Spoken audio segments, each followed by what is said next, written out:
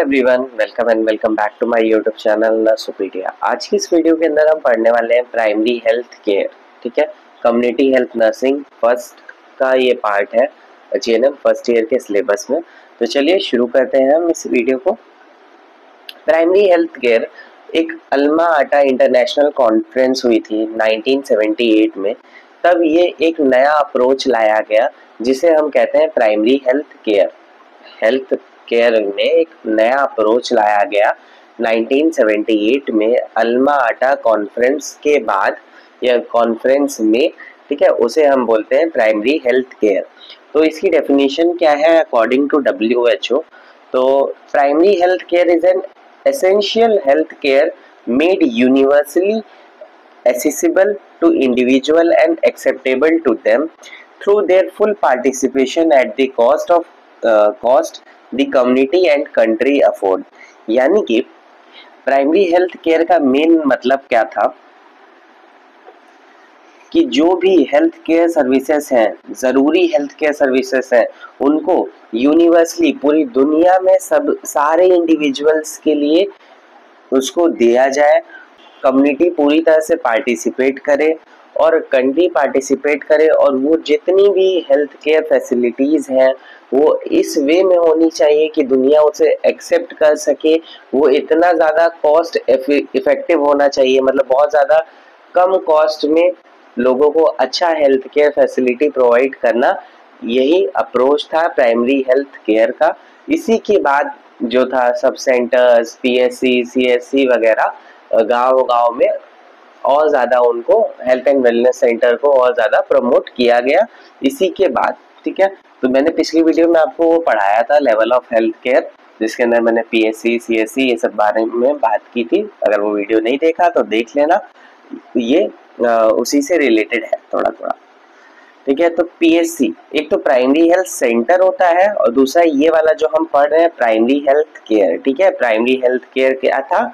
एक अल्मा आटा कॉन्फ्रेंस हुई थी 1978 में जिसने एक नया अप्रोच लाया हेल्थ केयर में, उसे हम प्राइमरी हेल्थ केयर बोलते हैं। प्राइमरी हेल्थ केयर में क्या होता है कि इसके थ्रू हम यूनिवर्सली पूरी दुनिया में जितने भी लोग हैं उन तक जो भी ज़रूरी हेल्थ केयर फैसिलिटीज़ हैं उनको पहुंचाएंगे। इस फॉर्म में पहुंचाएंगे कि वो एक्सेप्ट कर सकें, उसे अफोर्ड कर सकें।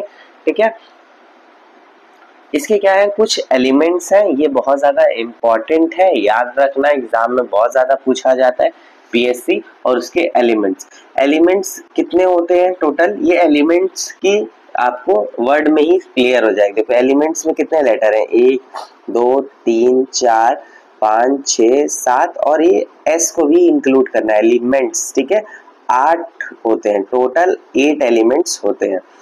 क्या क्या होता है इसे याद करने की मैं ट्रिक भी बताऊंगा आपको। ठीक है, तो टेंशन मत लो, एकदम चिल करो, आराम से पढ़ो। Health education about health problems, preventive and controlling measures. क्या करना है? सबसे पहला हेल्थ एजुकेशन देना है, जो भी हेल्थ प्रॉब्लम्स हैं उनको कैसे प्रिवेंट किया जा सकता है और कंट्रोल किया जा सकता है। Promotion of food supply and proper nutrition. ठीक है, जो भी फूड सप्लाई है और प्रॉपर न्यूट्रिशन को प्रमोट करना। Provision of safe water and basic sanitation, जो सेफ वाटर और बेसिक सैनिटेशन प्रोवाइड करना। Maternal child health including family planning. ठीक है, MCH प्रोवाइड करना और फैमिली प्लानिंग सर्विसेज को प्रोवाइड करना। Immunisation against major infectious diseases. Immunisation schedule मैंने पढ़ा रखा है आपको, उसके थ्रू आपको पता चल रहा है इम्यूनाइजेशन क्या होता है, वो कैसे दिया जाता है बच्चों को। ठीक है, कौन सी गवर्नमेंट स्कीम के थ्रू दिया जाता है, ये सब चीज़ें मैंने आपको पढ़ा रखी हैं। ठीक है, नहीं देखा है, नहीं पढ़ा तो उसको आप एक बार देख लेना। ठीक है, प्लेलिस्ट पूरी मैंने ऑर्गेनाइज करके रखी है कम्युनिटी हेल्थ नर्सिंग की। Prevention and control of locally endemic diseases. ठीक है, जो भी लोकली एंडेमिक डिजीज है, मतलब एक गांव में कोई बीमारी फैल रही है, मान लो मलेरिया फैल रहा है मच्छरों के काटने की वजह से, या डायरिया फैल रहा है, तो उसको प्रिवेंट करना और कंट्रोल करना। Appropriate treatment of common disease and injuries. जो भी कॉमन डिजीज है, इंजरीज हो रही है, उसका एक अच्छे से ट्रीटमेंट प्रोवाइड करना। Provision of essential drugs. ठीक है, provision of essential drugs, essential drugs को प्रोवाइड करना। इसकी ट्रिक क्या है, आप यही एलिमेंट वर्ड के पीछे पड़ जाओ एकदम से कि एलिमेंट्स कितने होते हैं, 8 होते हैं, यही वर्ड की जितने लेटर्स हैं उतने, और फिर उन्हीं को लिख लो एक बार और उसी से मैं आपको बताता हूँ, ठीक है। तो ई से क्या है, एजुकेशन, यानी कि हेल्थ एजुकेशन प्रोवाइड करना है about health promotion and disease, की डिजीज की क्या साइन सिम्टम्स होते हैं जिससे कि लोग जल्द से जल्द उसे समझ सकें और हॉस्पिटल में आए, अपना ट्रीटमेंट जल्दी से जल्दी शुरू कर सकें, और उससे बचाव के लिए भी हेल्थ हाइजीन वगैरह पढ़ाया जाता है हेल्थ एजुकेशन के थ्रू। नेक्स्ट फिर एल से याद रखना है आपको, लोकली एंडेमिक डिजीज। तो मैंने अभी आपको बताया यहाँ पे क्या करना होता है कि जो भी लोकली एंडेमिक डिजीज है उनको प्रिवेंट करना और कंट्रोल करना। नेक्स्ट फिर ई, दोबारा से ई आएगा तो एसेंशियल ड्रग्स प्रोवाइड करना, ठीक है। नेक्स्ट फिर एम से एमसीएच याद रखना, मैटरनल चाइल्ड हेल्थ, साथ में ही फैमिली प्लानिंग भी प्रोवाइड की जाती है, ठीक है। एमसीएच में आपको पढ़ा दूंगा, ठीक है, थोड़ा सा बड़ा टॉपिक है तो यहाँ नहीं बता सकते, उसके लिए एक अलग वीडियो में बना दूंगा एमसीएच की, वो आप देख लेना। ई से याद रखना इम्यूनाइजेशन, इम्यूनाइजेशन होता तो आई से है बट हम प्रोनाउंशिएट करते हैं कि ई सुनाई देता है, इम्यूनाइजेशन। तो ऐसे याद रखना आप लोग, इम्यूनाइजेशन करना है जो भी मेजर हेल्थ प्रॉब्लम्स है या डिजीज है उनके अगेंस्ट। नेक्स्ट फिर न्यूट्रिशन, यानी कि proper food supply and nutrient supply करना है। टी से याद रखना treatment of common disease, T से ट्रीटमेंट। एस से safe water and basic sanitation, sanitation का एस और सेफ वाटर, ठीक है, ये याद रखना। तो टोटल कितने एलिमेंट्स हो गए, 8 एलिमेंट हो गए। आई होप कि आपको ये ट्रिक समझ आई होगी, आराम से आप इसे एक बार और पढ़ लेना, अच्छे से आप एग्जाम में लिखना ये बिल्कुल, बट वहाँ पे एग्जाम के अंदर ऐसे एलिमेंट्स करके जैसे मैंने यहाँ आपको एक्सप्लेन किया ऐसे मत लिखना, वहाँ पे यही पॉइंट बना के लिखना, अपने दिमाग में ये चीज याद रखना, ठीक है। ये वाली जो ट्रिक है वो वहाँ पे मत लिख देना और इसी ऑर्डर में लिखना, ठीक है। ये ऑर्डर चेंज होगा, जो ये वाला ऑर्डर है ये भी लिख सकते हो, कोई दिक्कत नहीं है। नेक्स्ट फिर प्रिंसिपल्स ऑफ पीएससी, पीएससी के मेनली क्या है, 4 मेजर प्रिंसिपल्स होते हैं। पहला तो इक्विटेबल डिस्ट्रीब्यूशन, इक्विटेबल डिस्ट्रीब्यूशन यानी कि जो भी हेल्थ सर्विसेज है वो सबको अवेलेबल कराई जाए और सब इंडिविजुअल के लिए, उस वहाँ पे कोई भी भेदभाव नहीं होना चाहिए, किसी के लिए कोई ऊंची जाति का है तो उसे ज़्यादा हेल्थ केयर सर्विसेज दी जा रही हैं, कोई नीची जाति का है तो उसे कम दी जाती हैं, या कोई अमीर है तो उसे ज़्यादा प्रोवाइड करना है हेल्थ केयर फैसिलिटीज़ और जो गरीब है उनको नहीं करना है, ऐसा कुछ भी नहीं, सबके लिए बराबर की हेल्थ केयर फैसिलिटीज़ को प्रोवाइड करना। जैसे कि इसका एग्जांपल है कि सब सेंटर्स पीएससी देखो गांव में एकदम रूरल एरियाज में भी बनाए गए हैं ताकि सबके पास हेल्थ केयर फैसिलिटी पहुंच सके। नेक्स्ट है कम्युनिटी पार्टिसिपेशन, यहाँ पे क्या है, हमें लोगों को इन्वॉल्व करना है, उनकी जो हेल्थ प्लानिंग है, हेल्थ प्रमोशन के लिए जो प्लानिंग है, जो इम्प्लीमेंटेशन है उसके अंदर, और मेंटेन करना जो भी हेल्थ प्रोग्राम्स है, नेशनल हेल्थ प्रोग्राम्स है उनमें, मतलब लोगों को इन्वॉल्व करके रखना, ठीक है। It's a formation of village health sanitation and nutrition community, तो विलेज लेवल पे एक हेल्थ सैनिटेशन और न्यूट्रिशन की कम्युनिटी बना के रखना जो कि वहाँ पे मॉनिटरिंग करे प्रॉपर।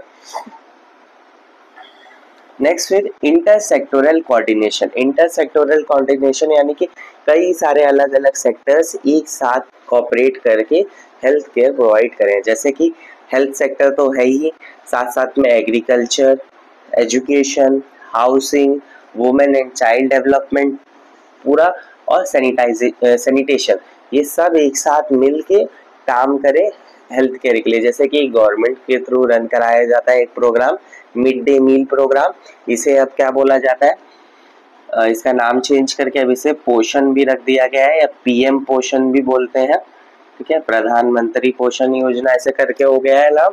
तो इसके थ्रू क्या किया जाता है, एक तो स्कूल में ये रन कराया जाता है जहाँ पे एजुकेशन मिलती है, प्लस ये न्यूट्रिशन मिलता है, इससे जो भी खाना मिलता है उसमें न्यूट्रिएंट्स होते हैं, उससे क्या होता है हेल्थ अच्छी रहती है, वहाँ पे हेल्थ एजुकेशन भी दिया जाता है स्कूल के अंदर।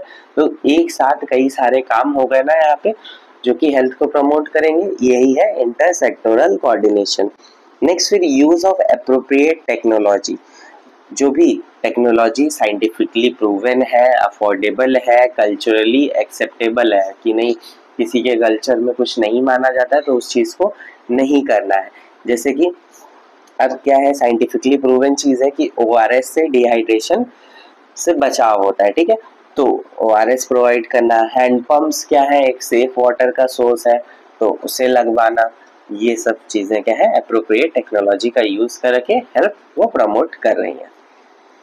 नेक्स्ट फिर अब रोल ऑफ नर्स क्या रहता है प्राइमरी हेल्थ केयर में। सबसे पहले तो नर्स क्या होती हैं, हेल्थ एजुकेटर होती हैं। हम लोगों को जाके उनके विलेज लेवल पे, आंगनबाड़ी में या फिर जो प्राइमरी स्कूल्स होते हैं वहाँ पे भी लोगों को इकट्ठा करके हेल्थ एजुकेशन देती हैं, हाइजीन पे, न्यूट्रिशन पे और फैमिली प्लानिंग पे। केयर प्रोवाइडर होती हैं, delivers directly preventive, promotive and curative care. Community mobiliser यानी कि ये कम्युनिटी को पार्टिसिपेट कराने के लिए जो है उनको मोटिवेट करती हैं।